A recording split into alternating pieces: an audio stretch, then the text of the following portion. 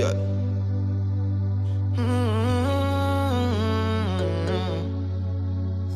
Face à ma nerf. C'est le rendez-vous où nous décortiquons votre parcours, votre actualité. Face à ma nerf. L'excellence, le succès et la réussite. Face à ma nerf. Face à ma nerf. Une seule frontière, c'est votre opinion, votre avis. Face à ma nerf. Yeah. Yeah.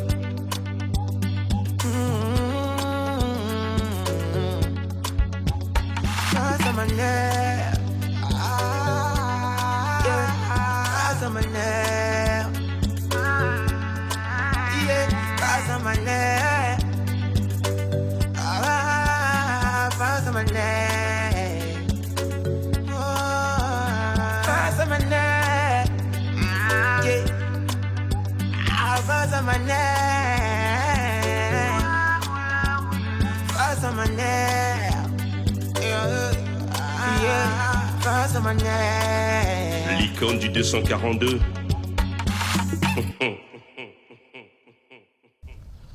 Bonsoir et soyez les bienvenus. Il est promoteur de la traversée du Mayombe et président fondateur de l'association Marcher Courir pour la cause. Mesdames et messieurs, Rodrigue Nzingambomi est face à Maner. Bonsoir et bienvenue dans ce programme. Bonsoir Monsieur Maner et merci de me recevoir sur votre plateau. C'est toujours un plaisir de vous avoir sur ce plateau. Alors, qu'avez-vous retenu en suivant les médias ces derniers temps ? Écoutez, je retiens une information assez perturbante. J'ai lu une communication du directeur général de l'OMS ce lundi qui parlait du retrait de l'aide américaine à la santé au niveau mondial et l'impact déjà est assez visible sur les maladies non transmissibles telles que le VIH, la tuberculose. Donc c'est effrayant parce qu'on sait que le fardeau sur les maladies non transmissibles telles que le diabète sera encore plus conséquent. Donc c'est une information qui moi m'a particulièrement alarmé et alerté. Donc ça craint. Ça craint, oui et non. C'est-à-dire qu'en même temps, c'est peut-être une opportunité pour l'Afrique également de démontrer sa capacité à faire preuve de résilience et à s'organiser différemment. Où on voit le verre à moitié vide, on le voit à moitié plein. En l'occurrence, il s'est vidé. Mais je pense que nous, en tant qu'Africains et en tant que Congolais, on doit avoir cette capacité à faire les choses différemment et à peut-être s'organiser différemment pour faire face à ce défi. Parce que de toute façon, le défi est là, il est face à nous, donc il faut qu'on s'organise. Et beaucoup d'observateurs pensent que l'Afrique elle est hésitante entre les pro-Trump et les poutifines. C'est-à-dire qui sont fans de Poutine, qui sont fans de Trump, ils sont un peu pris au piège. Que ce soit d'un côté ou de l'autre, moi je vois les choses d'un point de vue de la santé publique des populations. Et sur ce sujet-là, je pense qu'on est tous concernés, puisque l'OMS est l'Organisation mondiale de la santé, ce qui veut dire que de part et d'autre, l'Afrique devrait se lever. Oui, totalement. Alors, Rodrigue Nzingambomi, promoteur de la traversée du Mayombe et président fondateur de l'association Marcher Courir pour la cause, nous allons parler de cette 5e édition de la traversée du Mayombe qui aura lieu du 7 au 13 juin de cette année. Alors, avant d'évoquer cette 5e édition, pouvez-vous nous parler de cette association MCPLC ? Pour la cause, c'est une association à but associatif et sanitaire qui a pour vocation de faire la promotion de l'activité physique comme outil de prévention primaire et secondaire contre les maladies non transmissibles, notamment contre le diabète. Et pour ce faire, nous organisons des sessions de dépistage, des activités sportives à Brazzaville, à l'intérieur du pays. Donc le sport lié à cette maladie, qu'est-ce qui a déclenché la création de cette association ? Est-ce que ça valait la peine ? On peut faire, par exemple, on peut créer un concept, marcher, courir pour la cause, mais pourquoi une association ? Votre concept, c'est la traversée du Mayombe. Mais pourquoi une association pour accompagner tout ça ? Une association, ça permet de poser un cadre juridique et notre ambition, c'est d'avoir de l'impact. Vous savez qu'au niveau du diabète, il y a deux types de diabète.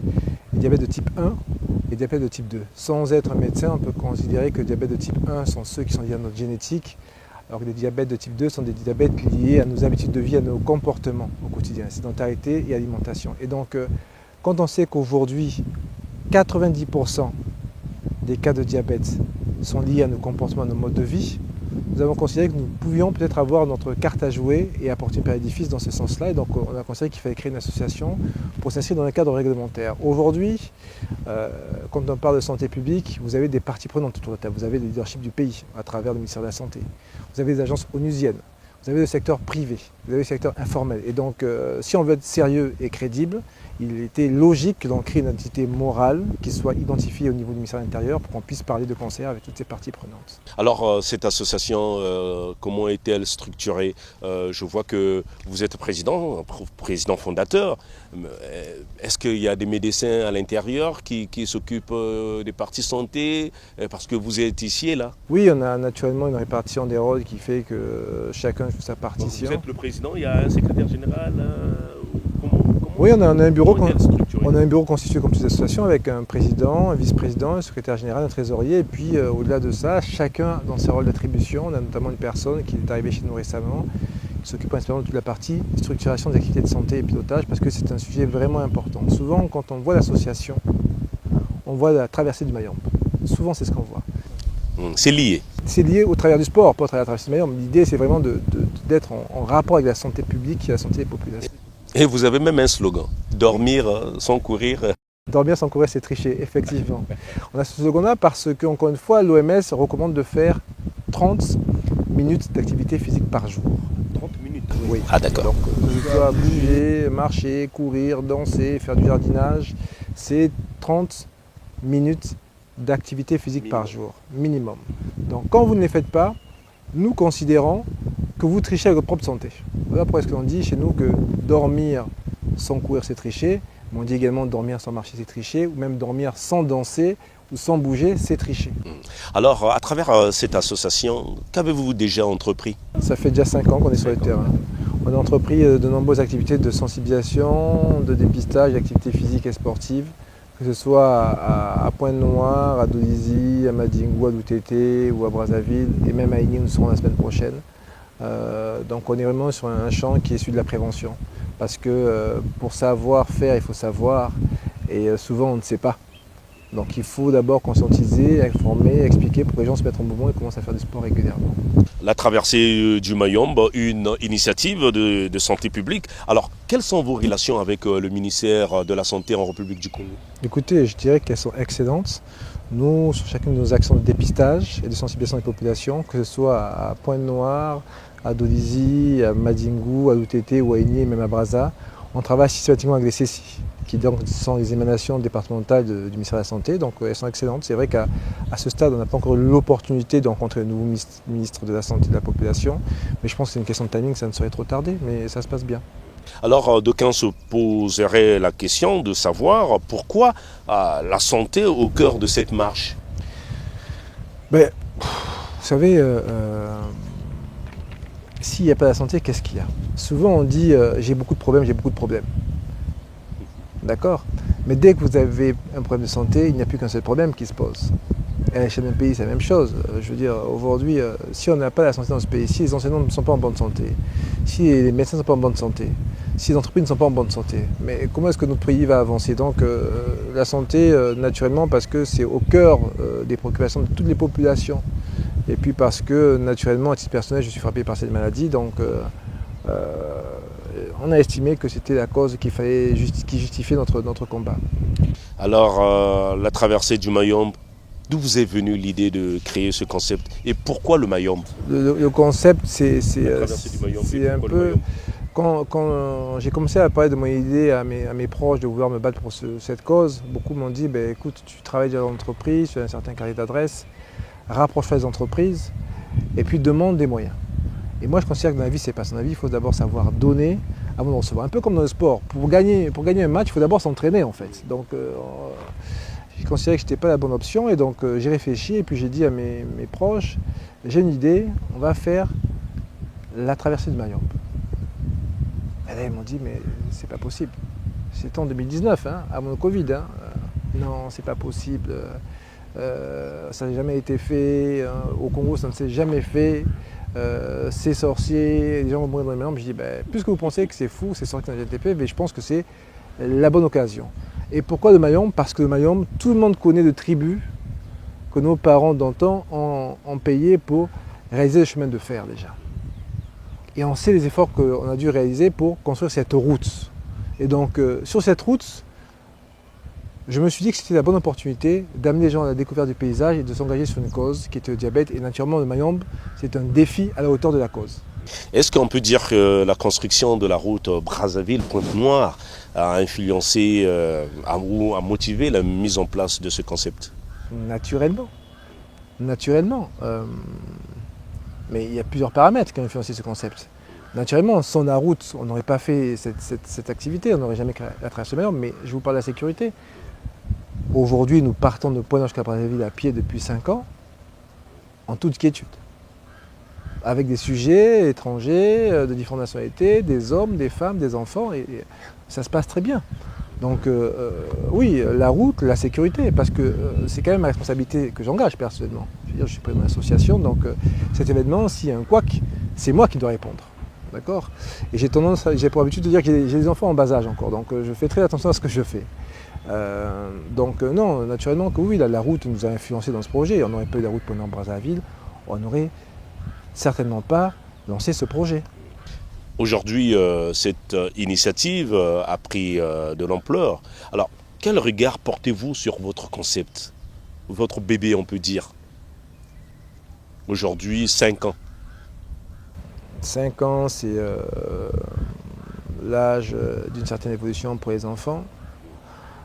En 2021... La grande section pour la grande section. La maternelle. En 2021, on était 12. En 2022, nous étions 24. En 2023, nous étions 57. En 2024, nous étions 354.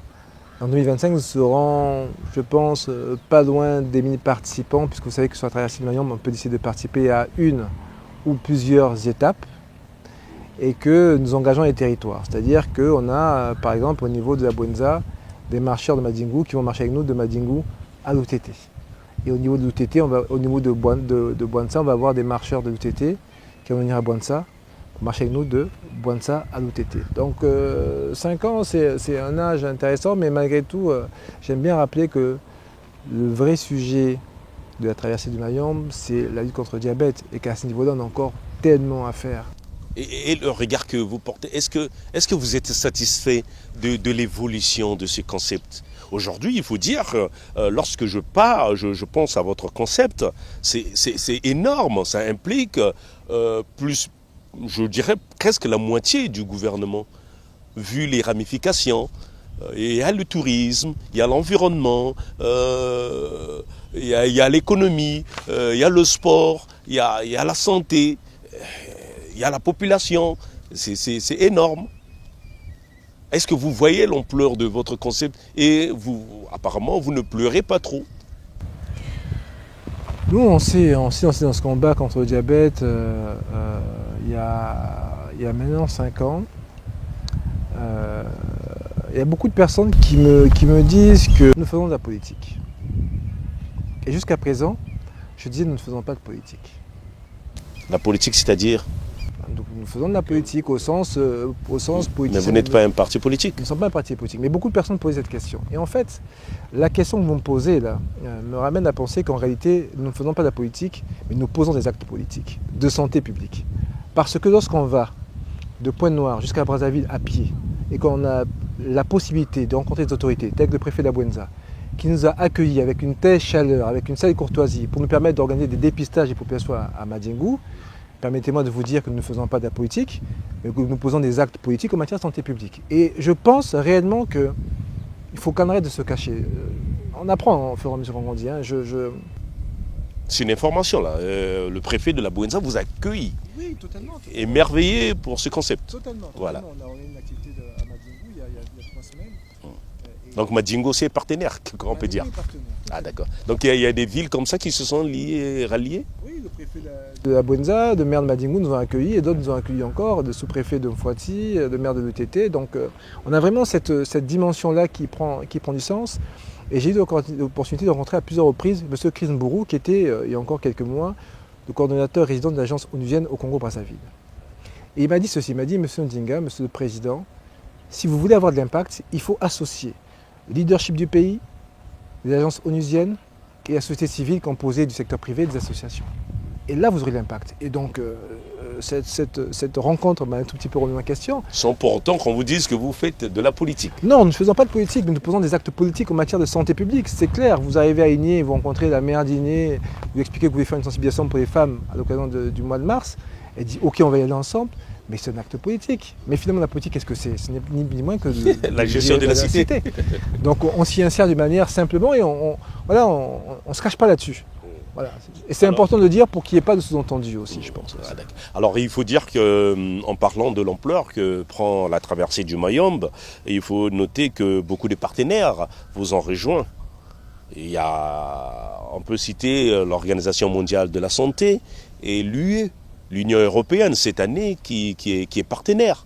Alors comment avez-vous vécu leur aliment? Écoutez, c'est deux partenaires consistants. L'Organisation mondiale de la santé, qui apporte du crédit à ce que nous faisons. Ça veut dire que ce que nous faisons s'inscrit pleinement dans les ODD, notamment le numéro 3, qui est santé et bien-être pour tous. Et ça nous donne encore plus de responsabilité. Et l'Union européenne nous apporte une dimension internationale, que jusqu'à présent nous n'avions pas au travers de chambres consulaires. Donc un sentiment de responsabilité encore plus fort, parce que nous sommes une association de droit congolais. Et donc, un peu de poids, vous devrez être encore plus. On doit être beaucoup plus rigoureux dans ce que l'on fait, et c'est pas toujours évident parce que les défis sont permanents. Mais oui, ce sentiment de plus forte responsabilité, et naturellement après cette envie de dire aux autres partenaires que si ces deux partenaires nous font confiance, ça doit attester un certain crédit de notre travail que l'on fait sur le terrain depuis 5 ans. Ça implique plus de responsabilités. Alors, nous constatons aussi que certains sont sur vos pas. On voit des concepts comme la traversée du Mayombe, des petits concepts se créer ici et là. Ça vous fait quoi? Est-ce que cela ne prête pas à confusion? Non, je dirais plutôt que potentiellement la santé des populations aurait plus d'acteurs. Mais je vais vous faire une réponse à deux niveaux. Le premier niveau, c'est de dire que naturellement, que si on a des personnes qui viennent dans le sens que nous faisons pour les populations et pour le diabète, nous sommes pleinement contents parce que ça veut dire qu'il y a plus d'acteurs sur le terrain et qu'il y a un réel travail. Il y a un réel travail. Parce que le taux de prévalence Congo-Brazzaville du diabète est relativement élevé, qu'on sait qu'il va doubler d'ici 20 ans et que par conséquent, on a besoin de tout le monde autour de la table pour travailler dans le sens de l'amélioration de la santé des populations.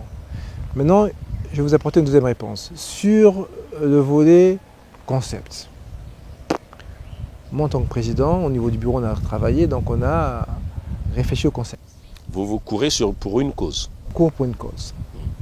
On a déposé la marque La Traversée du Mayombe et d'autres marques périphériques pour ne pas être, je dirais, quelque part spoliés sur notre concept. Donc à ce niveau-là, je n'ai pas étudié la situation de manière précise, mais s'il s'avère que certaines organisations aient utilisé une marque déposée à l'OAPI, c'est-à-dire à l'Organisation africaine de la propriété intellectuelle, et qu'ils en fassent usurpation sans notre validation, à ce moment-là, les équipes compétentes... Est-ce que ça prête à confusion? Qu'est-ce qui prête à confusion? Les gens utilisent, peut-être que c'est le nom Mayombe qui dérange, peut-être pas le même concept, mais lorsqu'on dit traverser du Mayombe, le Mayombe est un nom fort. Le Mayombe est un nom fort, et le Mayombe est un nom qui appartient à tout le monde, ici et ailleurs.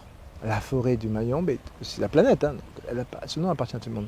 Par contre, dans le cadre de notre concept, je vous donne un exemple précis, la traversée du Mayombe, ce nom-là a été enregistré et déposé à l'OAPI, l'Organisation africaine de la propriété intellectuelle. Ce qui veut dire qu'en République du Congo, sur le continent africain et ailleurs, aucune organisation ne pourrait, ou plutôt ne peut, utiliser ce nom sans que l'association ait donné sa validation. Il en est de même pour d'autres concepts que nous avons déposés pour protéger notre concept, tels que les 24 heures du Mayombe, les 48 heures du Mayombe, les 70 heures du Mayombe. Un concept protégé. On a essayé de circonscrire les choses pour pas que justement on puisse être spolié, parce qu'effectivement ça peut prêter à confusion.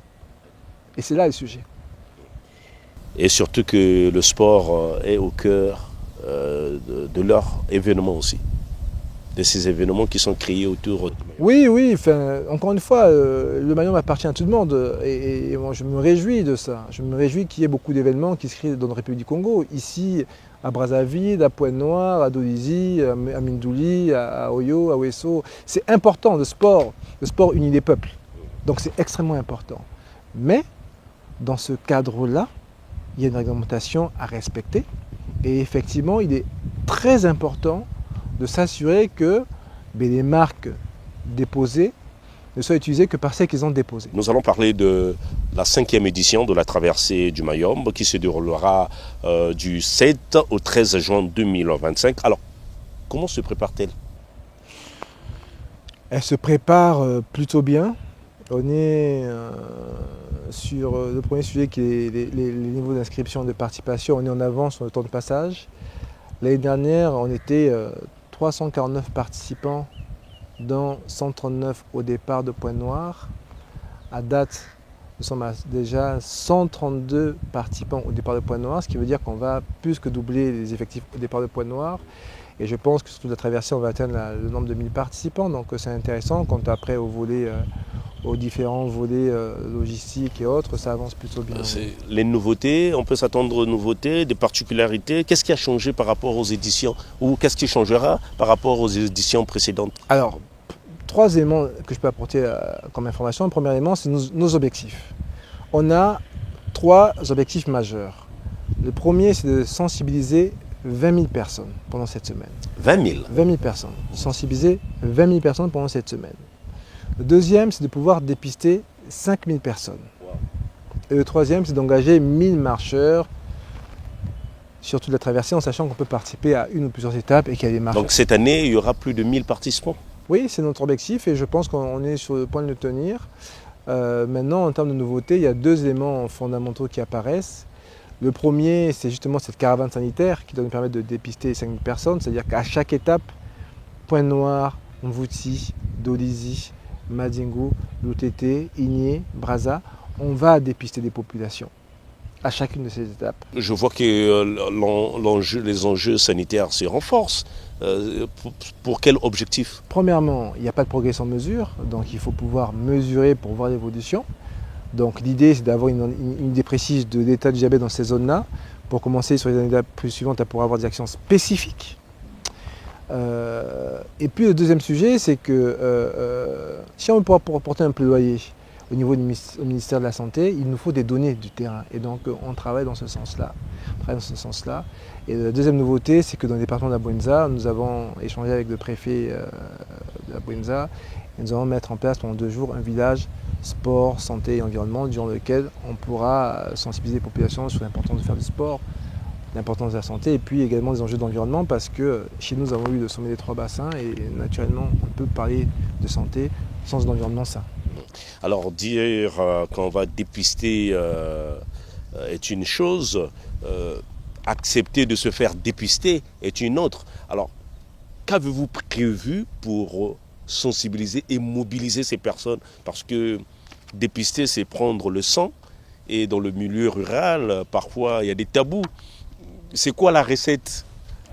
Nous, encore une fois, on est sur une approche collaborative, donc on travaille avec les CECI de chaque localité qui ont je dirais, les dispositifs pour mobiliser les populations. Bien souvent, on passe par les crieurs, par les radios locales, pour justement amener les populations à comprendre l'importance du sujet. Mais c'est vraiment une collaboration. Nous, on arrive avec un certain dispositif.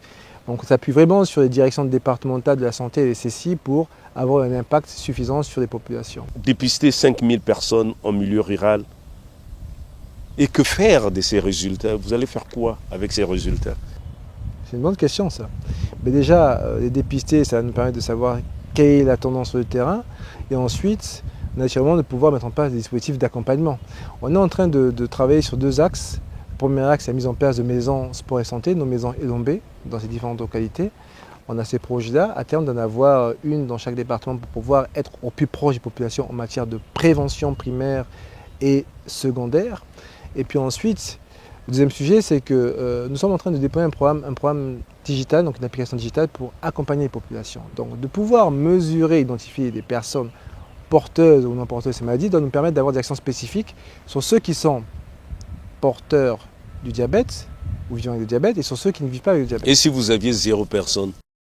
J'aimerais bien, mais malheureusement, ce n'est pas le cas. Et donc, que faire de ces résultats? Bon, sur 5000, on a 2000. Vous allez faire quoi de ces résultats? On a 2000 personnes qui vivent avec le diabète. Si, par exemple, au cours de votre dépistage, vous aviez ces résultats-là, l'association a des résultats, vous allez faire quoi après avec? Non, à chacune de nos activités, de toute façon, on fait des rapports d'activité. Qu'on envoie aux différentes parties prenantes. On envoie nos rapports d'activité au niveau de la direction de la santé, au niveau de l'OMS, Qui est votre partenaire? au niveau de nos partenaires privés. Donc du coup, déjà, toutes les parties prenantes ont l'information. Ensuite, naturellement, de savoir que ces personnes vivent avec le diabète nous permet de mettre en place des actions spécifiques, ou de l'accompagnement par le sport, ou d'orientation sur les CCI. Voilà, nous, notre scope, c'est vraiment la prévention. Donc le côté médical, j'y rentre pas trop. Souvent, en fait, le côté médical est pris en charge par les CCI. Nous, on est vraiment orienté sur la prévention, et c'est important de le dire. Comme ce monsieur par télépathie ou cette dame par télépathie qui répond, mais est-ce qu'en milieu rural, il y a le diabète? Est-ce que, comme eux, ils pensent que le diabète, ce n'est que pour les riches? Il y a de ceux qui pensent cela. Vous répondez quoi? Que cette maladie n'est qu'une maladie des riches, ici au village, diabète. Malheureusement, non. Malheureusement, on constate de plus en plus que le diabète frappe tout le monde, partout, à tous les âges. Les femmes sont d'ailleurs plus touchées par le diabète que les hommes, d'après les dernières estimations du ministère de la Santé. Oui, plus vulnérables. Et donc, que ce soit en milieu rural ou en milieu urbain, tout le monde est frappé par le diabète, oui, totalement. Donc peu de femmes font le sport. Pas forcément, vous savez, le diabète, c'est un ensemble de paramètres. C'est activité physique, alimentation, et puis après, il y a des facteurs génétiques. Est-ce que selon vous, en République du Congo, cette maladie est méconnue?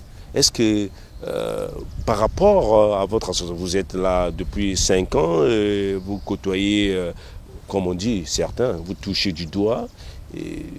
Est-ce que vous avez l'impression que cette maladie est connue ou méconnue?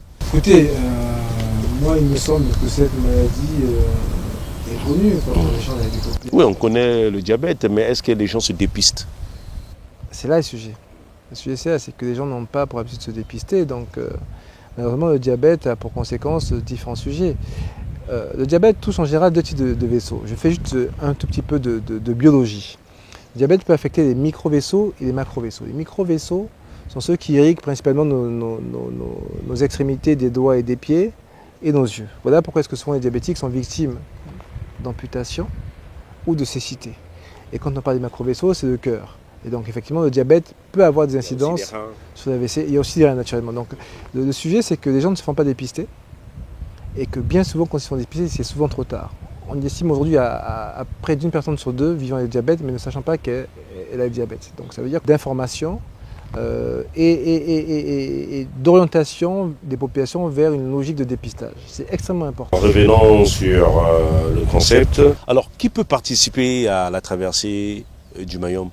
Tout le monde peut participer à traverser le Mayombe. Il faut avoir la santé, donc il faut avoir un certificat médical qui vous autorise à participer à une marche et naturellement se préparer physiquement parce que on marche en moyenne 8 heures par jour. Donc ils peuvent déjà s'entraîner avant de rejoindre la marche. Ah oui, c'est même nécessaire. Comment rejoindre cette aventure?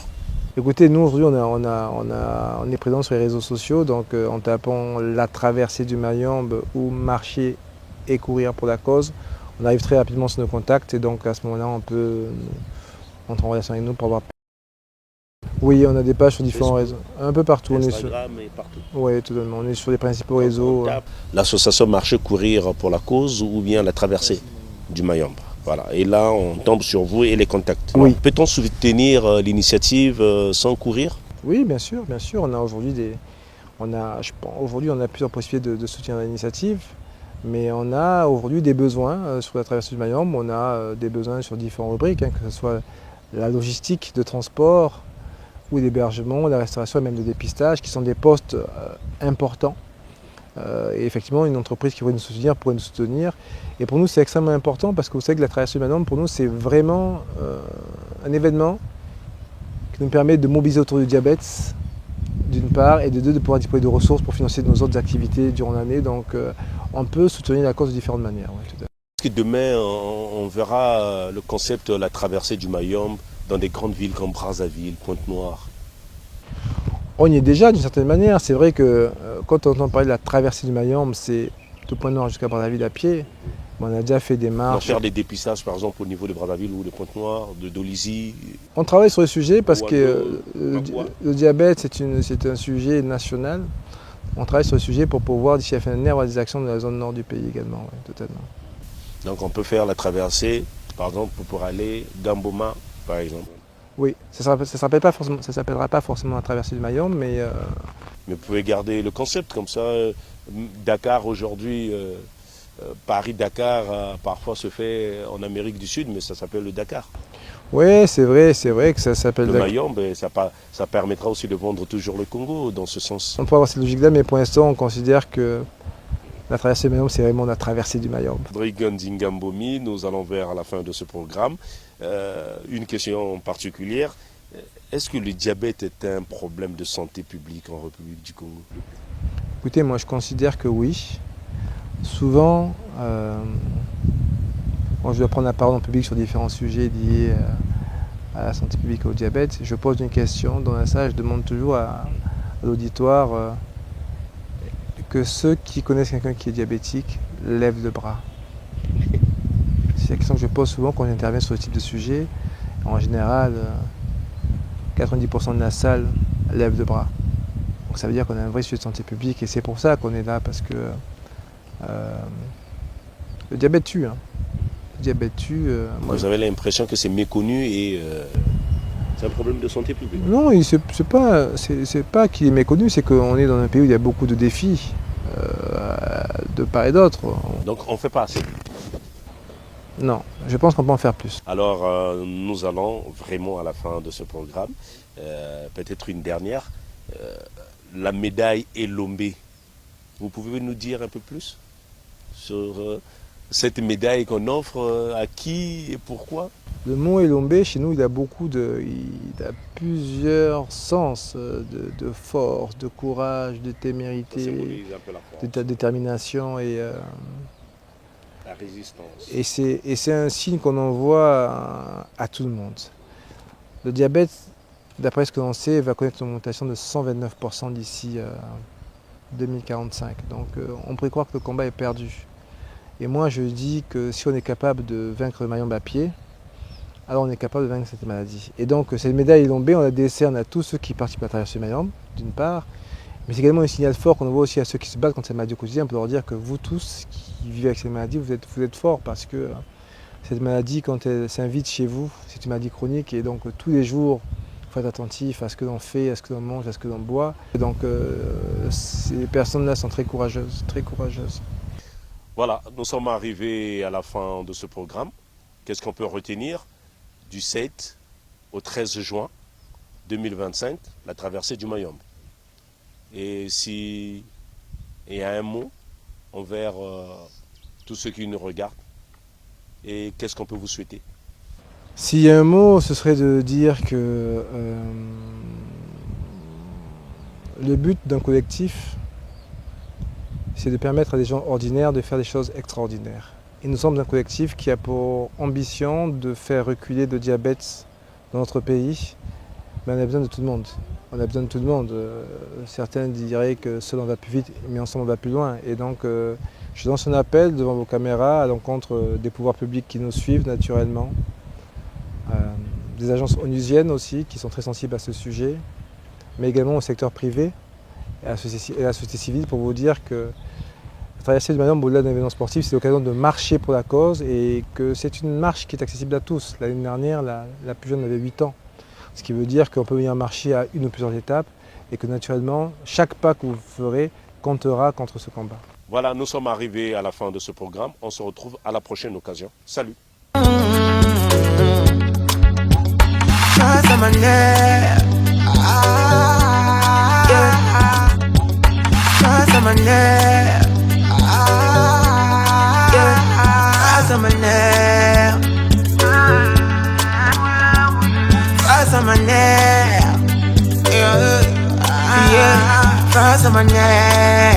L'icône du 242.